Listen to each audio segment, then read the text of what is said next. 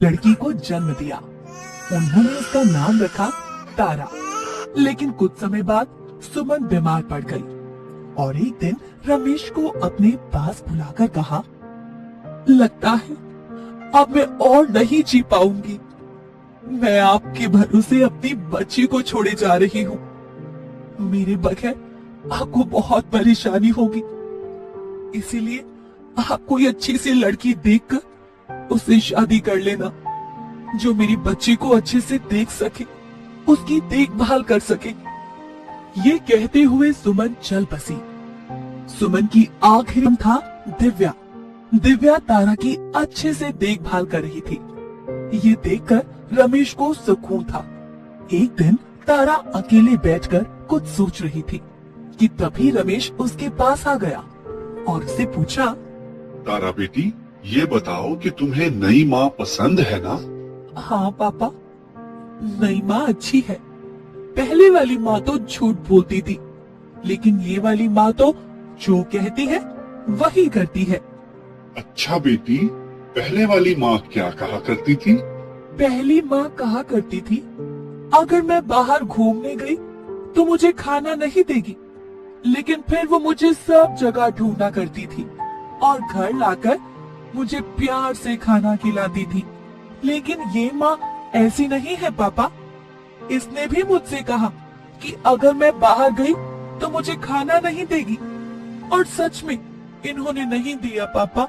2 दिन से मैंने कुछ नहीं खाया। ये नई माँ अपनी बात पर बनी रहती है। ये सब सुनकर रमेश का दिल टूट गया। दिव्या, अब मैं समझ गया हूँ कि मेरे सामने तारा की देखभाल करने का नाटक करती हो। मैं जैसे ही बाहर जाता हूँ, तुम मेरी बच्ची को खाना तक नहीं देती। मैंने तुमसे अपनी खुशी के लिए शादी नहीं की थी। मेरी पहली पत्नी ने मुझसे कहा था कि मेरी बच्ची को एक माँ चाहिए होगी। अगर तुम उसे प्यार नहीं दे सकती तो मत दो, लेकिन कम से कम तुम रोज उसे समय पर खाना तो दो।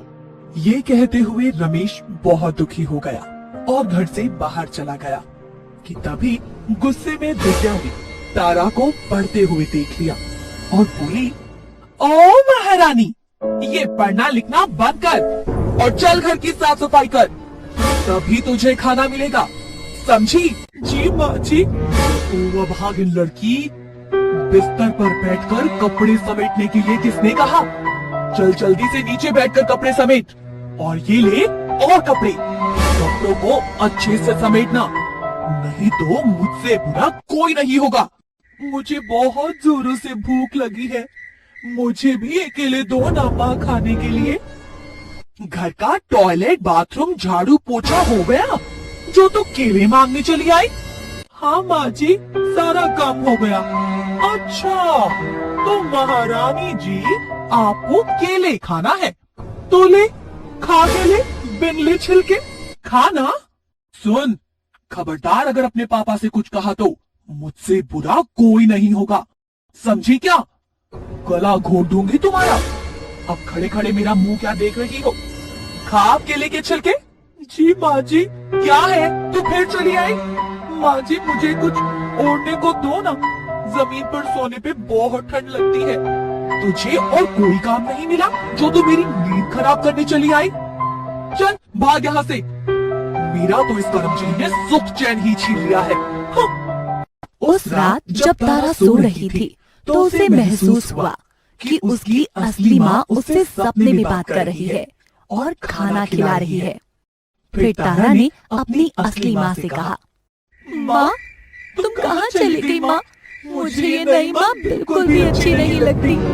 मेरे पास आ जाओ ना माँ, नहीं तो मैं तुम्हारे पास आ जाऊंगी। ये माँ भी अच्छी है मेरी बेटी, तुम्हें उनकी बात सुननी चाहिए। वो जैसा कहे तुम वैसा करो, फिर वो तुम्हें नहीं मारेगी। ठीक है माँ। तभी तारा का सपना टूट गया और वो चिल्लाने लगी, माँ माँ, लेकिन उसकी माँ उसे कहीं नहीं दिखाई दी। माँ तुम मुझे छोड़कर इतनी जल्दी चली गई, मेरे साथ कुछ और देर तो रह सकती थी ना। बहुत दिन बीतने के बाद भी दिव्या के व्यवहार में कोई अंतर नहीं आया। जब रमेश घर होता तो दिव्या नाटक करती कि वो तारा का बहुत ख्याल रखती है। लेकिन जैसे ही रमेश घर से बाहर जाता, दिव्या तारा से घर का सारा काम करवाती। तारा अपनी नई माँ की जुल्म अब सह नहीं पा रही थी। अपने पापा को बिना कुछ बताए हमेशा उदासी रहती। एक दिन अचानक दिव्या सीढ़ियों से गिर गई और उसके पैर में मोच आ गई कि तभी तारा भाग कर आई। माँ, आप ठीक तो है ना माँ? आपको ज्यादा चोट तो नहीं लगी? तारा अपनी नई माँ को उठाकर उसके कमरे तक ले जाती है और नई माँ की अच्छे से देखभाल करती है। किसी की बेटी को तू अगर इस तरह दुख देगी तो तुझे सुख चैन कैसे मिलेगा? अरे तुम कौन हो? मैं माँ हूँ। तुझे शर्म नहीं आई एक बच्ची पर इतना अत्याचार करते हुए? मेरे मरने के बाद मेरे पति ने तुम पर भरोसा करके ही शादी की ताकि तुम मेरी बेटी की देखभाल कर सको, तुम उसे एक सच्चा प्यार दे सको, उसे कभी माँ की कमी महसूस ना होने दो। पर तुमने क्या किया? तुम भी तो एक माँ हो ना। अगर तुम्हारी बेटी के साथ कोई ऐसा करेगा तो तुम्हें कैसा लगेगा? मुझे माफ कर दो बड़ी बहन, मैंने बेटी के साथ अच्छा नहीं किया। मैं एक अच्छी माँ नहीं हूँ। मुझसे माफी मांगने से क्या होगा? जिसके साथ तूने इतना बुरा व्यवहार किया उसी से माफी मांग।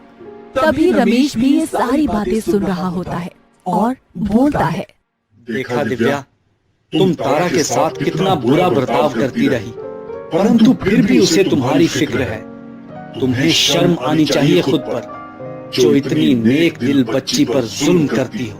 ये सब देखकर दिव्या को खुद पर लज्जा आती है और उसे अपनी गलती का एहसास होने लगता है।